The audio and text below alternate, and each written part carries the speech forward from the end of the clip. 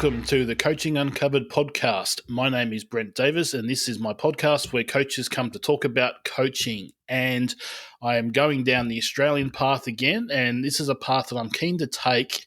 I'm keen to get some recent graduates on the podcast to talk about their success and how they're going about it. So we have Ryan, and we're going to have this argument about how to pronounce your last name, but I've always pronounced it okay. And I Correct. think that was right, but Correct. people are telling me that was wrong. So it's a I hard am one. correct. Yeah, you are correct. It's basically okay with an M in front of it. Okay, so I'm fine there. So I think we'll stick to just your first name throughout the podcast today. But before we find out a bit about you, I've got to ask you the pertinent question, the most important question that everyone's going to be asking me about and asking about you. The indoor cricket grand final premiership last night. Yes. Tell me about that. Yeah, no, it was pretty good. We're a bunch of young golfers that we just have a little bit of a muck around on a Monday night, and I actually heard from some of the indoor centre that not a lot of teams like us, and I think it's just because we're semi-fit kind of guys, and the rest are the other way, who enjoy a beer and probably too many beers before the game. So it was a tight match actually. It was the two best teams, and we were 3 runs ahead with 1 ball remaining. So I was in last batting pair, and we were on last ball actually. So for those who know indoor cricket, third ball. So third ball, you've got to run unless a wide is bowled, and then you can you don't have to run. So I just made it a thing to batting partner was batting, and I just sprinted, and thankfully I got there in the end because it was just a block that went straight to the fielder, and I just made it. So it was a good feeling. So but yeah, it was a good match. Yeah. No, that's cool. I said we've been trying to schedule this chat for a while, and I got pushed out of a couple of nights ago because you were playing that grand final. Then I saw the premiership trophy in the Instagram story, so that's pretty cool. Yeah, no, it was good. Okay, little cup. Yep. So that's all gone now. Let's get into the serious stuff. For those that don't know you, can you tell us a bit about yourself, Ryan? Yeah, so originally from New Zealand. My sporting background was rugby league at first. Played rugby league ever since I was a 5 or 6 year old. Made top teams over in New Zealand under 16s, and then basically came over to Australia to try my luck over here, and it was quite an eye opener when I came over here. I guess it would be the equivalent of a golfer going over to the States. So yeah, I've got some good mates that played NRL, still playing it. I was coming up with the likes of Corey Norman, Ben Murdoch-Masala, who was a teammate of mine. So played that, and to be fair, I think now that I look back from a coaching perspective, I think early specialization played a part in that, because at age 18, I didn't get on the bus over to rep training. The boys said, what are you doing? And I just said, I'm not coming. And that they kind of laughed and said, come on, hurry up and get on the bus. And I just didn't go. I didn't go to rep training, and I kind of called it quits. So I don't really know what happened, to be fair. I just think I just stopped enjoying it. But golf was always in the background. So when I was a kid, I would always have a plastic club in the backyard when granddad was mowing the lawns or something like that. So I always played as a kid. Every Friday after school, I'd go down to the local 9-hole course. And New Zealand, if it's raining, we go to the range, and if it was good weather, we'd go and play the course. So no real coaching as a young kid. I kind of got into golf seriously at about the age of 16, 17. And then, I think once I got my car license, it was, like I said, off the team bus and over to the golf course. So, yeah. And shifted across to Australia. And then how long prior to starting your traineeship was that? So when I finished school, I had a bit of a gap year. I didn't really know what I wanted to do. And I met I don't know how I met him, but I met Josh Madden, who was in Brisbane or Gold Coast at the time, at least Queensland, and I think I had a chat to him about the future in golf, and he recommended the IGI to me, and so I did a year of the IGI after my little gap year, and I look back on that now, and I think to myself, was it worth it? Was it not worth it? But at the end of the day, I think if I didn't do that, I wouldn't have met the connections I'd met. So I kind of, I think that was obviously a good road to go down. And then following that, it was traineeship. So I kind of, as everyone does, listening to all podcasts that I listen to, everyone wants to play at the start. But I was very quick to kind of say, no, that wasn't for me. So I thankfully didn't waste 10 to 15 years trying to play, lose all my money, and then realize I can't play. Yeah, I think that sounds like my own story. I think it was 12 months or so out there, and realised pretty quickly that I was not in that league of those guys out there trying to play for a living. It's certainly a tough path to take, going down that pure playing role. There's some awful good players out there.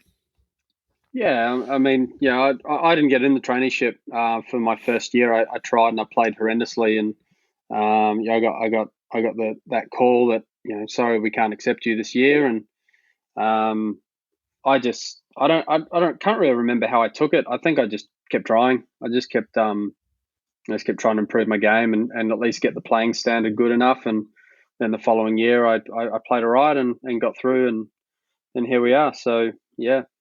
So you said that you didn't have too much coaching early on in your golfing career. Who were your coaches when you're going through your traineeship? Who was helping you improve those golf skills so you could get through the program? I guess my first ever golf coach over in New Zealand, when I did get coaching, it was literally just, I think it was like in a newspaper. It was basically the Auckland Academy of Golf. And I joined up on that, and a guy the name Stuart Thompson over in New Zealand, who's a very, very good friend of mine, who I still talk to and go play golf with every time I go back home. He was my first kind of golf coach and mentor, let's call him. So, I spoke to him the other day on the phone, and we have weekly chats, and so that's good. So he was my first ever, let's just say, golf coach. And then my next one would have been the late Don Farden. When I was in the IGI, I was with Don Farden, and at the time Kevin Healy and Peter Cote were down there at Lynx Hope Island. And Don was really good. I really enjoyed Don, and following that, I guess I was a trainee at Pacific. I got a few sessions from Mark Victorson and John Victorson down there. Obviously, as a trainee, you kind of get some help from the boys down there, and then I think my second year I went to Lee Eagleton, who kind of really got me out of a playing hole. To be fair, my first year was I kind of barely passed my playing, and Lee kind of made some good changes for me, and I think he's still at the Brisbane Golf Club. So definitely made my second year a lot more easier to play. And then from there, Richard Woodhouse was a big help to me as well. So I think I was about halfway through year three, or even year three. I was good mates with Rick Coleman in the trainee system, and at that time Richard was just kind of making his start, or at least getting a name for himself over here. And I think all the boys were flocking to him down there at KDV, and I was one of them. So he helped me with my game a lot. He helped me learn a lot. So that's pretty much my coaches, to be fair. And hasn't been too many. No, that's cool. No, that's cool. It's always good to hear those coaches you've had early in your career and how they've influenced you as a coach now. But we've had Richard on the podcast last year, and he was great. He's still the highest downloaded show so far. So if you're brand new to the podcast, go and check out his episode from last year. He was great to have a chat to, and he's great with his time. He's always keen to share his coaching secrets, which is great, because he's certainly a very, very, very good coach. So, what made you make that step towards coaching as opposed to going down the club pro role? Obviously, you tried playing quickly and then you uh, didn't succeed there. You've gone down the coaching path. What attracted you to that coaching path?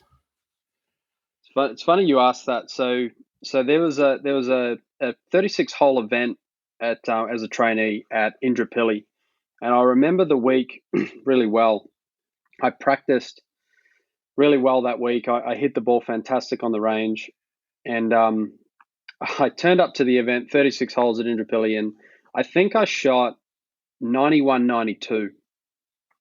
And I was kind of I remember talking to, I think it was my grandparents. I was on the phone in the car park, and I just said I don't know what to do. Like, I don't know. I had the best week of practice, and I really don't know what happened. And it was kind of that moment on where I kind of said to myself, right, I want to find out, like, why is the week been so good practicing, and then when I get out on the golf course, why is it so bad?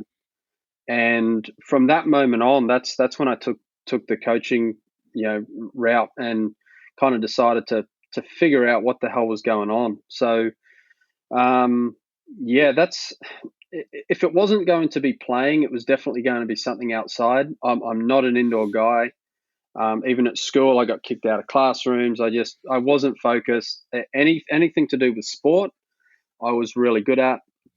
So if it wasn't going to be either playing footy, if it wasn't going to be playing professional golf, it was definitely going to be, in my opinion, the next best thing, which is coaching. So I'm still outside, and I'm helping others with their game.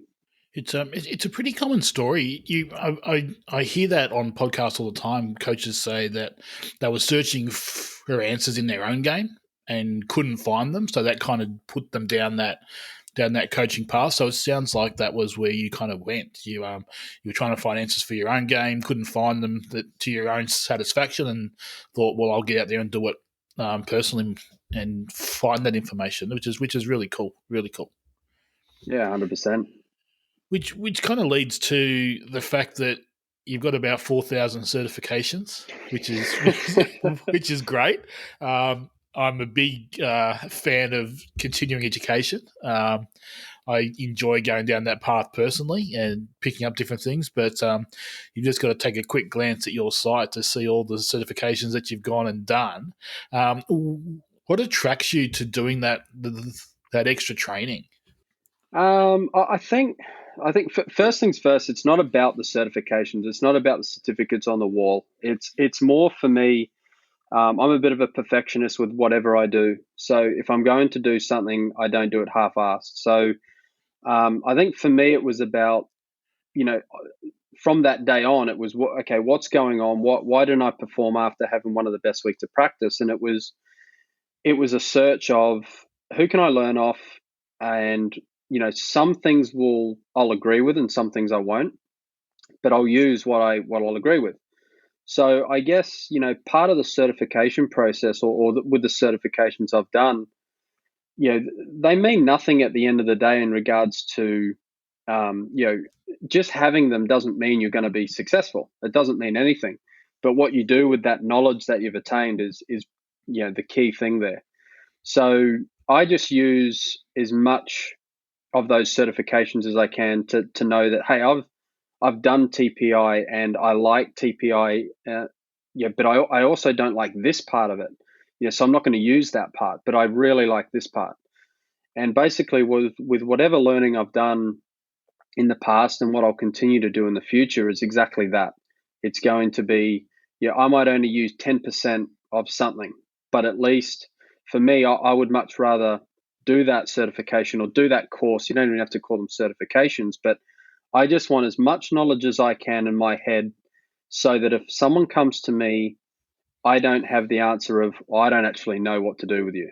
So I don't want to look stupid on the lesson tee, and I definitely don't want to give the incorrect information to someone in front of me who's trusting me with their time and money. So that's been my goal, is to learn as much as I can from as many people as I can, and use it where applicable. That's a really cool answer. There's a couple of things that I'm keen to explore through that answer. So, you said that you pull parts out of different trainings that you've done. Is that critical thinking a skill that you've always had, or is it something that you've developed over time? I think it's a good question, but I think early on in your coaching career, and I'm only 5 years in. Like I'm a baby in this industry. I got there's guys 20 years more experience than me, and more experience than me. But I think early on you've just got to be the biggest sponge you can be. You've got to take everything in. You don't know what you don't know. When I started, and definitely it's still the same now. So at the end of the day, you start with nothing, and you acquire what you acquire, and then over time you start to have these belief systems on what you think a golf swing should look like, how you think a pitching action should look like, and from there you start to keep things in your head and you start to chuck things out. So and I think nowadays with technology, with all the coaches and the PhDs that are studying all the big things in golf, the biomechanics side of things, we're now getting a very good understanding of what is what is correct and what is kind of not, so we can start to actually see some tendencies, and we've got some truths a little bit more in the industry now, as opposed to just trying things and then hoping they work. Yeah, which is cool. So, how do you determine after doing a training which parts you apply? Do you tend to take it all out first and give it a test drive, or do you have a bit of an idea after doing the training which parts are going to work for your own coaching? What I've found, that the stuff that work is what I've heard multiple times before. So you do a course on wedge play, for example, and you start to learn, for example, that low flighted spinny wedge shot. And the more and more you hear different coaches talking about that golf shot, the more and more you hear the same information. So you start to say to yourself, well, that's obviously a must do in order to hit that shot. And that's when you can start to say, okay, this is science, this is research, this has been proven. There's no if, buts, or maybes about it. This is how you hit that golf shot. These are the requirements to hit that golf shot. Obviously, from a coach, if you're just starting, you don't know that yet. So you've got to keep doing courses. You've got to keep learning. You've got to keep watching coaches to figure that out. For the stuff that I might throw away, definitely give them a try first. Definitely go on the range. Definitely try and go out on the golf course and implement. Obviously, depending on the coach, try it with your students. And some things you just say, no, I'm not going to do that, or I don't believe in that, so I won't do it. But that's a choice. So yeah. No, that's cool. So, how do you bring all that education that you got, all that stuff floating around in your head? How do you bring that onto the coaching team with your clients? How do you determine what to use when with your students? I guess on the lesson tee, you see the same patterns over and over and over again.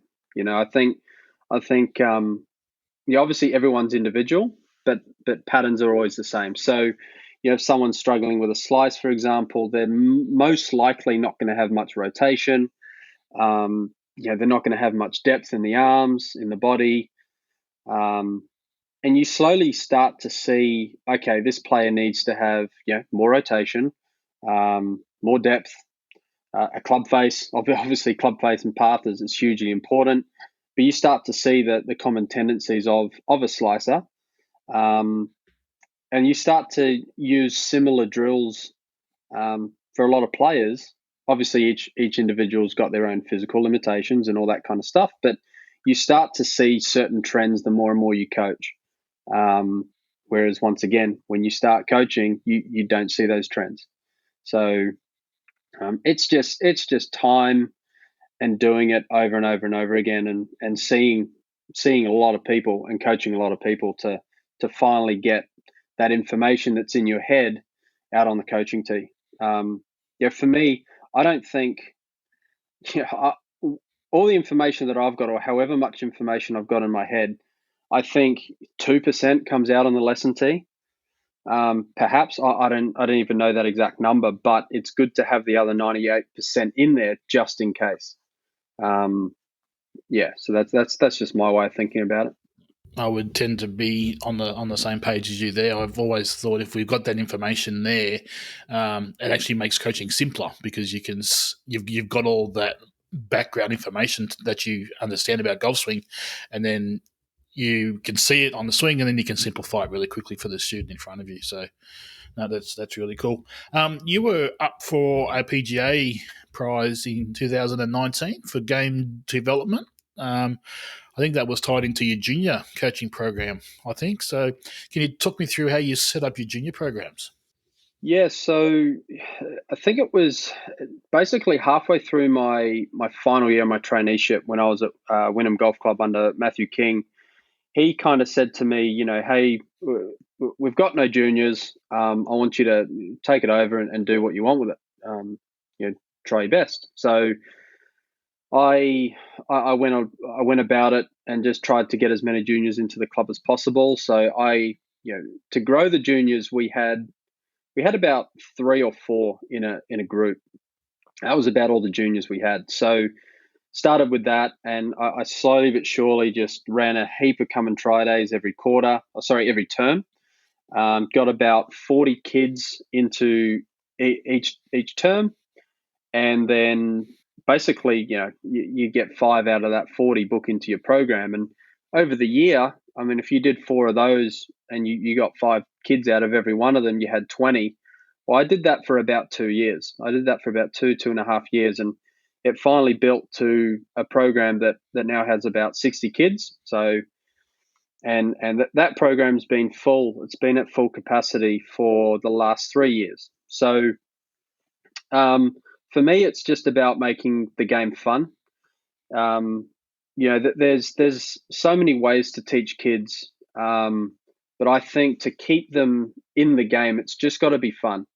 No junior golfer is going to get good if they leave the game. So my number one focus with junior golf is just to make it as fun as I can for the kids. And at the end of the day, it's not for everyone. A lot of kids leave, a lot of kids stay, but as long as it's as fun as it can be, and they can jump in that car after class, and mum or dad or grandparents say, "How did your golf go?" And they said, I absolutely loved it. I can't wait for next week." I think that's our job done. Whether they're still topping the ball, whether they're still missing the ball, obviously there's a part of that needs to improve. But my number one is to jump in that car and say to mum, dad, grandparents that they want to come back next week and they love the game, because only a very, very small amount of juniors are going to make it as a tour player if that's their ambition. So we really need to talk to the 99.9% of kids that aren't going to be tour pros, who are going to be weekend golfers, who are going to be club members, because they're going to be the future of golf clubs. They're going to be the future of Australian golf and golf throughout the world. So, every now and again you get that kid that you think, hey, if you keep going in the game, you could go quite far. But as I said at the start of the podcast with my footy, I was there for rugby league, and I'd played it since I was 6.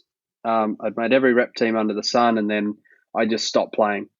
So I kind of don't want that to happen to any aspiring kid that could make a living on tour, but they have to stay in the game long enough to make that happen first. Yeah, that's a really cool answer, and it just resonates with me because we aren't turning out tour players in junior programs. We're turning out the club golfers. We're turning out the guys that are going to be playing golf for 30, 40, 50 years down the track. And I think it's important to get the parents on that same page as well. I'm sure that's a challenge for you too. But even still, because of where golfers tend to peak, the 10-year-old kid that is a superstar is potentially isn't going to be the tour player in the future anyway. It's going to be the kid that's maybe improving at 16, 17 that might turn out to be the really good player. Who knows? But I'm sure you have some challenges with your parents as well. Yeah, look, at the end of the day, it's the law of averages, right? If you only have to deal with one junior, you're only going to have to deal with one or two parents. So, when you've got 60 in the program, or you're talking to 60 dads, you're talking to 60 mums, you're talking to the grandparents. So it is a challenge. And I think it's really important to make sure that everyone's on the same page. But I think from a parent point of view, all I'd want the parent to do is just be the junior's biggest fan. I think I see a lot of junior tournaments just so serious out there, and they're only 8, 9, 10-year-olds, and it's so serious, and it's just like, come on, man, like, if your kid hits a bad shot, just that, it's great, it's gone forward. Let's just go and grab it. Here's your Gatorade, have a sip. Here's your chocky bar, and let's go and chase the ball again. We'll just try again. If there's some advice I could give to parents, you do not want your kid looking back at you when they've hit a golf shot.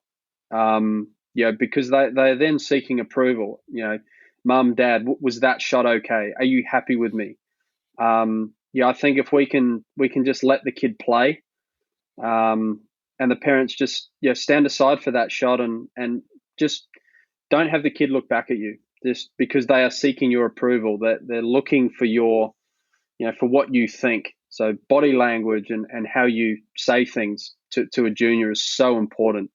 But I'm only one person. I'm not going to change the world. But if we can just get a few more juniors just having fun out there, and not being so concerned about the golf shot that they've just hit, or concerned about what mum, dad, or grandparents are thinking or saying, because it does. Your junior's going to copy you. Your child's going to copy you. They're going to copy your mannerisms. They're going to copy you just have to look at what Tiger did with Charlie in the latest event, when he caddies for Charlie. I've heard from multiple people that Tiger basically just hangs back and lets him play. Now that's in my opinion, the greatest golfer that's ever played, and he's just allowing his son to play. And I'm sure when they're at home, they're doing their coaching, and they're putting, and they're playing competitive games.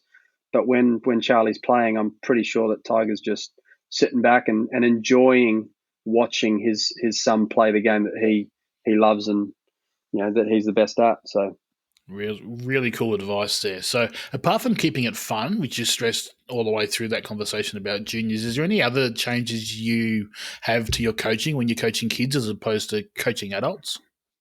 No, obviously just getting down to the level, speaking their language.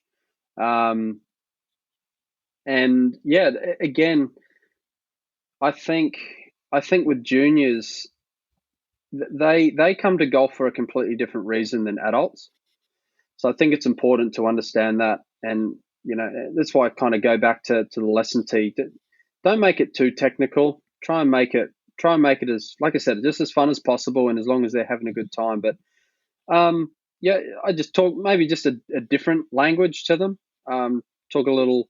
I'm firm. I'm firm with my juniors, but I'm also, I'm not very, I'm not strict. I don't sit them out all the time. I probably should sit them out a little bit more.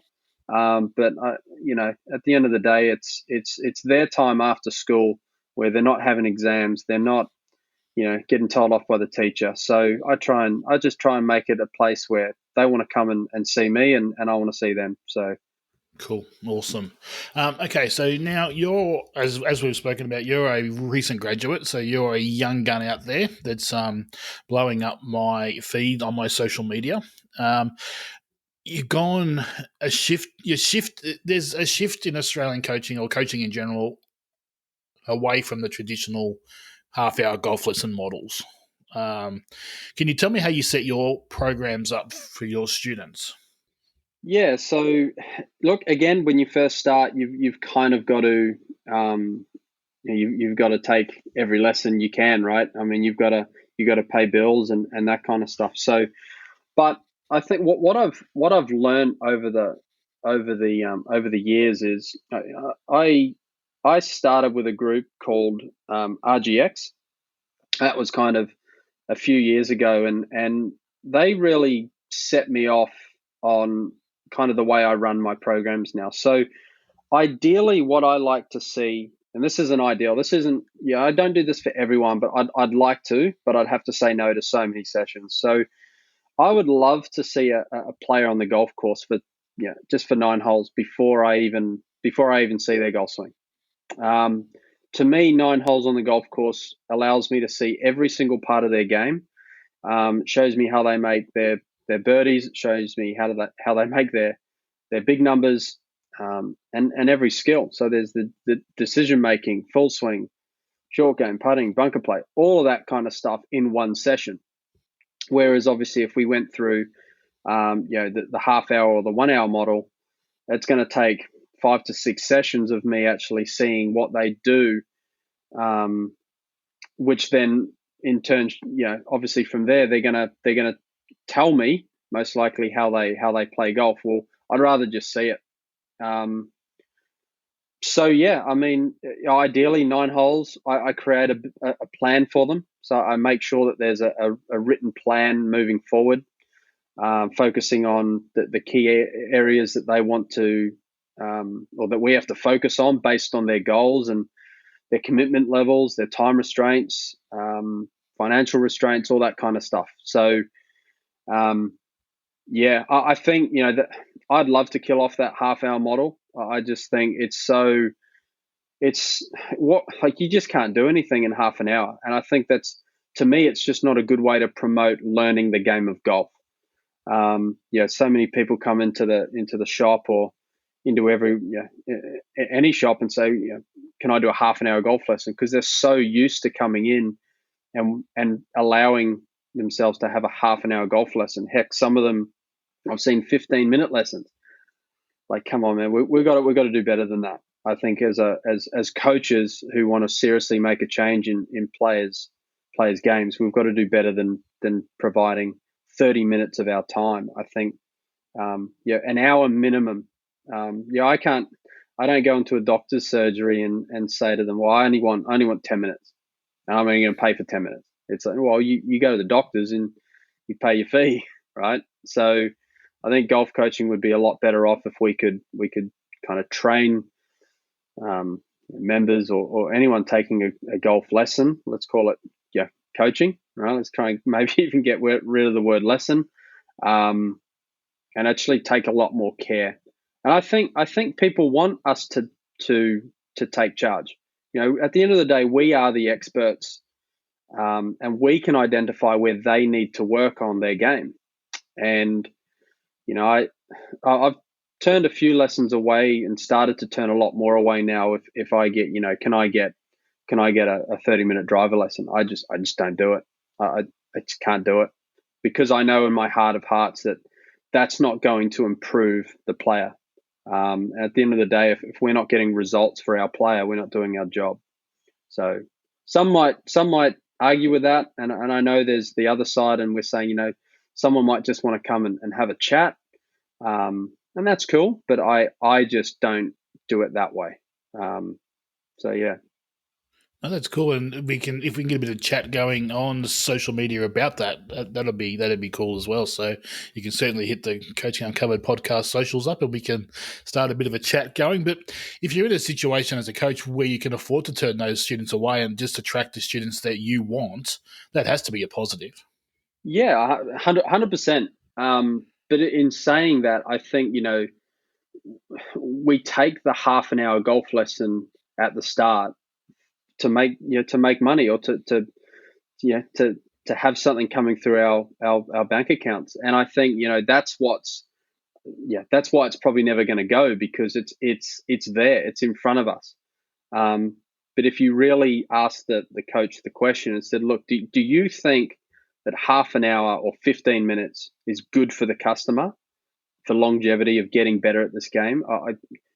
To me, 100% of them should say no. You need more time. You need to take more care. And I think over time we've just trained the student to come in and say, can I book in for a lesson? You say, oh yeah, for an hour? No, half an hour. That's just what's always been done. So obviously that's going to be very, very difficult to change, but Yeah, I mean, it is nice to be in a position to turn that stuff away. But I don't do it lightly. I just do it if I feel that it's not beneficial for the student in front of me. So Yeah, no, that's good. Now, a challenge for coaches as well, especially for young coaches out there. They all have trouble, or I've certainly had trouble early in my coaching career, is getting those clients to come back, and come back promptly, as opposed to coming back in 6 weeks' time when you end up fixing the same thing again. So, what have you put into place to get those clients to come back? well, we just spoke about it, right? Creating a plan for them. So again, I mean, when someone walks through the door, if they're looking for a half an hour driver lesson, you give them the half an hour driver lesson, and they get what they wanted out of it. And you know, unfortunately that starting to now with the likes of John Dunnigan and Will Wu, Dr. Will Wu, who's really high end in motor learning, and I think that's a big part of where coaching needs to go is education. Um, you know, educating the player that look, let's work on your driver swing for half an hour. That's cool, but look, at the end of the day, you've got a Saturday morning tea time in 12 hours time, and you're going to now try and do this on the golf course. It's just not going to happen. It's not going to happen. You cannot change a movement pattern that quickly. Um, you know, if you try and brush your teeth with your left hand tonight or tomorrow morning, how long are you going to do that for before it becomes just a pain in the backside and uncomfortable? So you switch back over to your right hand. And that's what changing a movement's like. It is, it can be painful, and it takes time. It takes a lot of time. You look at Faldo and Tiger and the amount of swing changes Tiger's made and the swing change that Faldo made. He worked for 2 years, 2 years non-stop, and that's why I say the educational part of things has to be the highest priority, because to get that student coming back, they need to understand that in a month's time, everything we've just worked on is going to be gone. Because as a coach, I need to check up on you. I need to make sure that you're doing the right drills. I need to make sure that you haven't overdone the drills that I've prescribed, which has happened a lot to me as well.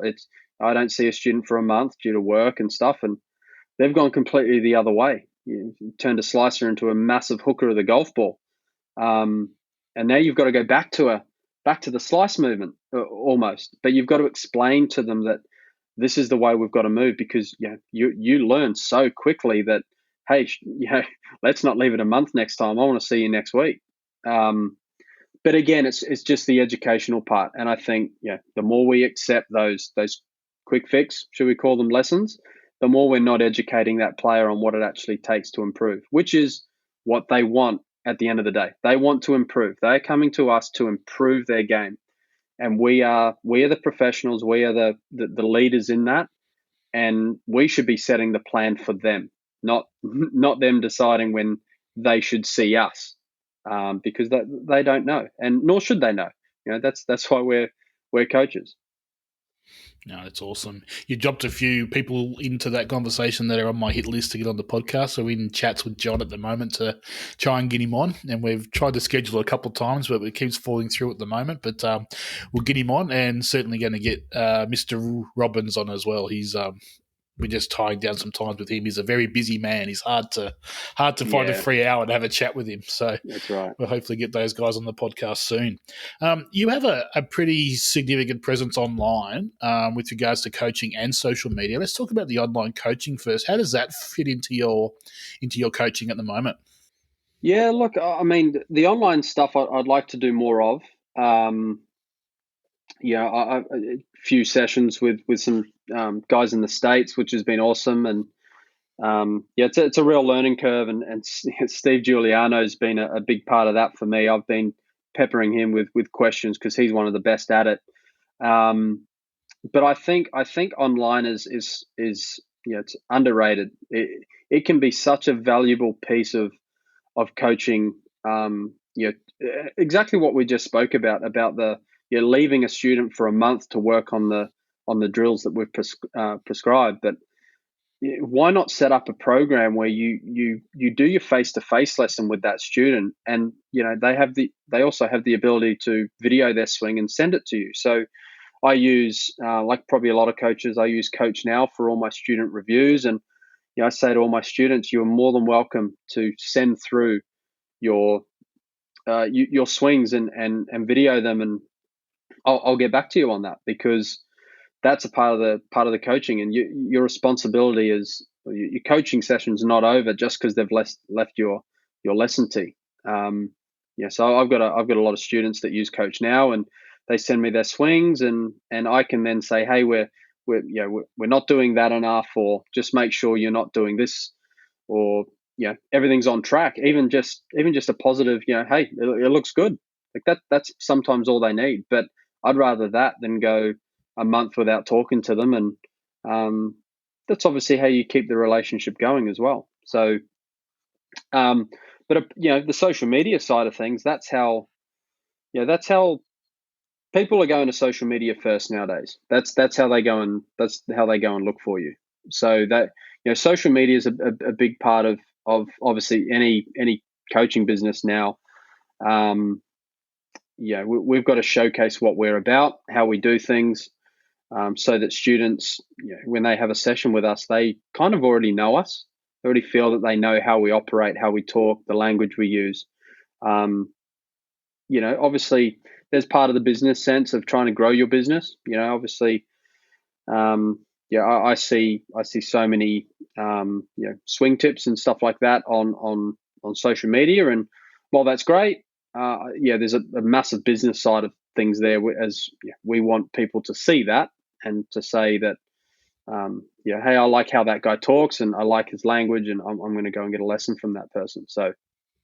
Yeah, and it's just quickly on the online coaching. I'm seeing more and more coaches going down these subscription based idea. So they're getting out there and they're charging a certain fee per month for students to be able to send through golf swings and stuff. Is that something that you do or have thought about doing on top of so they come for their coaching session, then you charge them a certain fee per month to be able to send swings to you?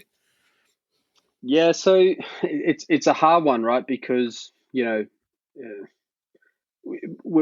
the use of Coach Now, like I've always said to my players, like, you get the coaching session face to face, and then you have the ability to send swings. Like that's but there's definitely a model out there that you can do that with, from a coaching point of view. And Skillist is probably the best one out there, that I've used for online. Coach Now, I would say I use that mainly for student follow-ups, things like that. But Skillist is a really good platform to have, obviously, students from outside of Australia, to see you for coaching. And it's very easy to use. They sort all your payments out for you, and that's the easiest way, in my opinion, because they've got the monthly subscriptions all set up there, and it all goes through them. And it's student safe, I'm safe, and we get to work that way. But there's definitely a way to do it. Yeah, I just offer it to my students as an add-on to say, look, after the session, you're more than welcome. To be fair, 90% don't use it. So, it is what it is. It's there for them to use. So yeah. No, that's cool. Okay, so promotion as a coach, you said you said a comment about social media. People are going there first to find coaches, and you feel like they get a general feel for how you go about it before they see you. What type of content are you putting out there, and how do you determine what's the best type of content to put out there? Look, I'll be honest. I've got to do a better job of it. I don't consider, to be fair, like your comment of I blow up your social media. I don't actually feel like I do that much on it, compared to some other coaches. But I think I just go about it a little bit differently. I don't really want to put the swing tip stuff up there. It's not me. I don't. Everyone's so individual that in my opinion, just putting a swing there. Every flaw in golf is already on the internet. Like at the end of the day, you go search YouTube and it's all there. I don't have to do it because it's already all there. What I would be doing by doing it is just trying to get people to follow me instead of someone else. So for me, I don't really want to do that because I'm doing that more for me rather than the other way around. I would much rather the student learn from me rather than giving some advice. I've never seen the golf swing of that person watching my video, so I could be hurting their game like there's no tomorrow. They could go out on Saturday and try what I did and or try what I was saying in my video and just ruin them. I could also hit a home run and someone could play their best game and I get all the praise on the internet and that, but I can also be a part of that cult that just ruins a golfer by looking at a video. And I think we've already got enough of that out there. So I just don't want to do it. To be fair, it's so much work. So I applaud any coach that does do that. It's to video, to edit, to put good graphics on, which is what you're going to have to do now. Sound and graphics are huge. There's already, and the guys that are already doing all of that very, very well, and they have multiple staff doing all of that for them. So it's very hard to compete that way. So I just try and put out real content, truthful content. You get some followers from it, you get some haters from it, but I just try and be real, and that's what it is. So. No, that's cool. I haven't got any problem with that whatsoever, and I probably tend to go down the same type of path as you. It's hard to put tips out there because, as you said, they just don't apply to everybody. You need to specialise it. So I'm planning on getting my YouTube channel up a bit more this year as well, and I'll be putting out more like generic practice type tips, games, and things like that people can play as opposed to putting how to fix your slice videos up. Yeah, and I think that that what you just said there is perfect. There's swing tips, and then there's also content that can help everybody. A putting drill that can help everybody, a putting game, a putting challenge, or something that doesn't talk about how to fix something, because at the end of the day, you just don't know who's watching in front of you, so you don't know if you're helping or hurting them. But giving them a performance drill for chipping or for putting or for short game or whatever it might be, that can help everyone, because then you can target their skill level. You change the score or you change the difficulty, all that kind of stuff. Which I think that there's an opportunity there to put that stuff out. So I'm sure there's already that stuff out there anyway. So. Yeah, for sure. But no, it's all good.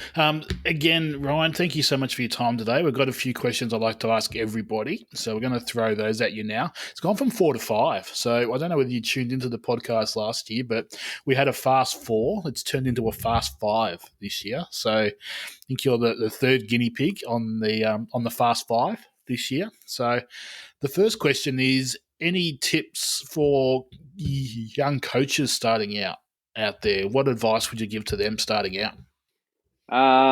Look, learn as much as you can. Learn as much as you can. Shadow coaches. Go and ask coaches to, if you can go and watch them. Again, whether you agree with a coach or not, go and watch them and see if you can. You'll always pick up something. There's always one thing you'll pick up. I've never studied a course or watched a coach and not got anything out of it. So take notes. When we write things down, we remember it. We can go back over those notes. We retain it a lot more. Be patient. Something I'm not. It's probably something I have to work on. I want everything yesterday. I'd love to be 30 years into a coaching career at my current 5 years. So patience, if there's one thing, that's probably the biggest thing for me is, I'd love a bit more patience for myself. So, because you're going to be doing it for the next 30 to 40 years. So there's plenty to learn, and heck, whatever I know now could be thrown out the door in 10 years' time. There might be new techniques that I have to learn all over again. So, but yeah, so learn as much as you can and just be a sponge.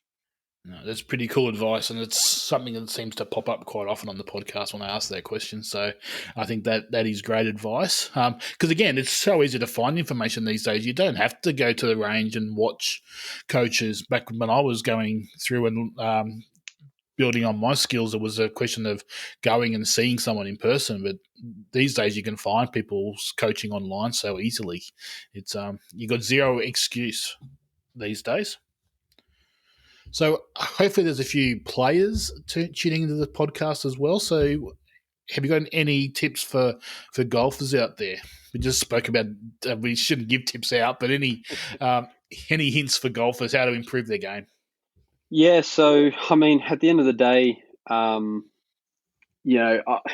big thing is that don't buy into all the swing tips. To be fair, I think that's one of the hardest things to do is if you're struggling, don't go onto the internet and try and find a solution, because once again, motor learning doesn't work like that. You can't just at a flick of a switch just change your movement. You're going to have to learn. How to practice effectively is a huge one. So as a coach, like if I go onto you, which I don't, but if I was to go onto YouTube and go and search a drill, for example, I'd be able to apply that a little bit more than a golfer who's playing the game, because I kind of got a little bit more of a little bit more knowledge of how to practice that. Obviously the stages of learning and how to make movement changes. But to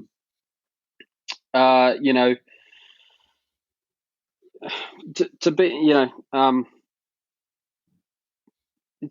to improve, look, go and see someone. And when I say go and see someone, go and search for the best coaches that are out there. For me, the reason why the best coaches are the best coaches is because they've got the best results. So they've got a proven record of how to make players better. But I would say that the biggest thing is that don't go online and search for your problems on there. Go and get yourself a good golf coach that knows what they're talking about and can help you with your own personal problems. Because at the end of the day, we're all living different lives. We've all got different bodies. We all move differently. We all think differently. So I would say go and search for a professional to help you. Go and get a playing session. If you've got limited time, I think this is one of the biggest things with golfers. What's a typical golfer, right? Works Monday to Friday, 9 to 5, wife and kids at home, doesn't have time to practice or play. Yet their first thing they come to a lesson is, I want to fix my swing. Let's be honest here. You're going to have to work hard to fix up or to work on any flaws that you have in your golf swing. The golf swing is the hardest thing to change. You can improve your chipping, your pitching, your putting. You can improve all your short game aspects. Not quickly, but you can definitely improve that a lot easier than you can a full swing.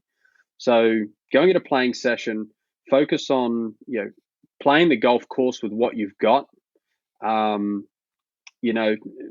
Understand how far you hit your clubs. The amount of players that I've worked with in the past that have no idea how far their clubs go. That's a big one there. Obviously, have a rangefinder ideally as well. So you actually, if you do know how far your clubs go, you know how far you've got to the target. I think that's where both players can improve, and I think that's where coaches can do better. And again, it comes back to, if I was doing my first session with someone, these are the questions I ask: is what's your time? Have you got any time to play a practice? No, I don't. Oh, let's get off this range, because this is the last place we need to be. No, that completely makes sense as well. So awesome answer there.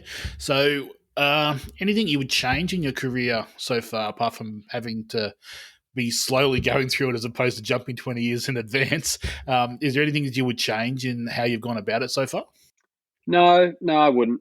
No, I think I know it's a question, but we can't change it anyway. So The only thing I would say that I maybe wish I had done, given the COVID situation, was travel to the States to shadow a few coaches early on. Now that I look back, but I was obviously too focused in trying to grow my coaching diary and fill up my days. So, but if I had 6 months over again, I would definitely try and go overseas and shadow a few coaches. But apart from that, no, everything I've learned, from up to this day has been what I've done, and that's I wouldn't have it any other way. Completely acceptable answer. I always ask that question because I would change so many things as well. As a coach, I would do so many things differently.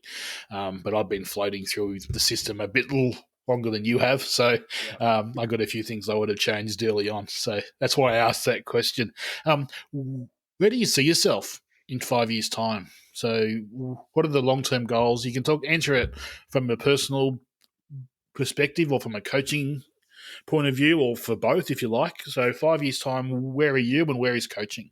Well, I mean, if you had said where I'd be today when I first started in 5 years, I'd be where I am today. I completely don't know. When I was thinking about this question, I really don't know.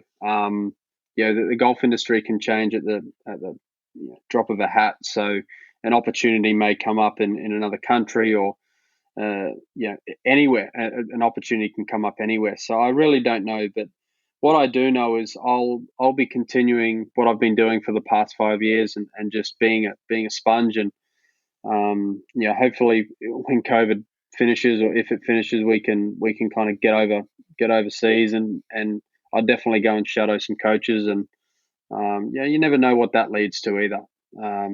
So I've only just in the last year and a half, 2 years, figured out what I want to teach, how I want to teach, and who I want to teach. So, again, 5 years down the track, it could be completely different as well. But I'd love to own an academy. I'd love to own a facility where I could not employ, but have other coaches there with me. I think a team of coaches would be amazing. I'd really enjoy talking to other coaches and bouncing ideas off them, and having lunch with a bunch of coaches, and just seeing what's happening for the week, and just holding everyone, including myself, accountable to achieving your own personal goals and business goals. And it's a hard game out here on your own. When you're a sole trader, it's pretty difficult. You have days where you're just like, what am I doing? Like, and then you have days which are really good. And I just think a good team around you, and perhaps a facility or an academy where we have multiple coaches doing what they love to do. Sounds good. Sounds good. So this last question is a question that I get asked all the time. So I thought, what's the easiest way to find the answer is to ask the guys that are on my podcast. So sources of information as a coach. So where do you go to source coaching information, to source golf swing information? Where are your go-to places? Well, my go-to place. It's funny. When I first started, I hated social media. I didn't want it. I didn't have it. I didn't like what it does to people. Everyone's stuck on their phone. Everyone's looking down.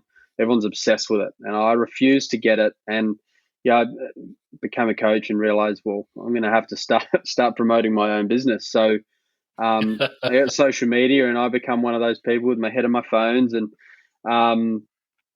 but that's where I have got my sources of information. I've followed coaches throughout the years, and then from there I see something that I like, and I follow who they're following, and then find out that they've got a course online, so I jump at that. And again, it goes back to the kind of the first few questions we were talking about, was you start to find out who you believe in, who you think is correct, and if you've heard it over and over and over, well, then obviously that's the way to go about hitting the low spinning shot. So that's where I get my sources of information. I ring coaches on my way home. I've got a 45-minute drive home, and I just I'm just a pain on the phone to other coaches. They're having dinner. I'm like, hey, you want to chat? Like, let's chat about something. I've got this in place, and I had this student today, and what do you do with them? And that I just a never ending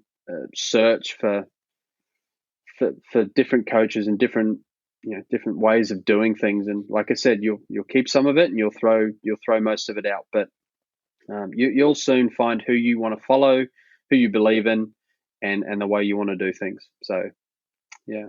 I like it a lot. So where can people find you if they do want to hunt you down for some more information or to check out what you're doing? What are your social handles? Where's your site? What's the best way to get a hold of you? Yeah, so Facebook, I think it's Ryan Mouque Golf. Instagram is at Ryan Mouque Golf, and my website's nearly done. Actually, I've got a good friend of mine doing up my website, so that's going to be good. So I think that's just going to be www.ryanmouquegolf.com.au. So everything will be on there, and you'll probably see half my followers follow me for golf, and half of them follow me for my dog's antics. So you'll probably see a fair bit of my Siberian Husky rolling around at the beach, and he's a maniac. So if you don't want to watch a Siberian Husky be an idiot, probably leave Instagram alone. But I'm all over it, so it's all there, and just try and help as many people as I can through that. No, that's cool. Ryan, thank you so much for your time tonight. I really appreciate it. Hopefully this COVID thing will go away soon. We can catch up in person as opposed to doing it over the internet. But I certainly appreciate you coming in and having a chat with me today.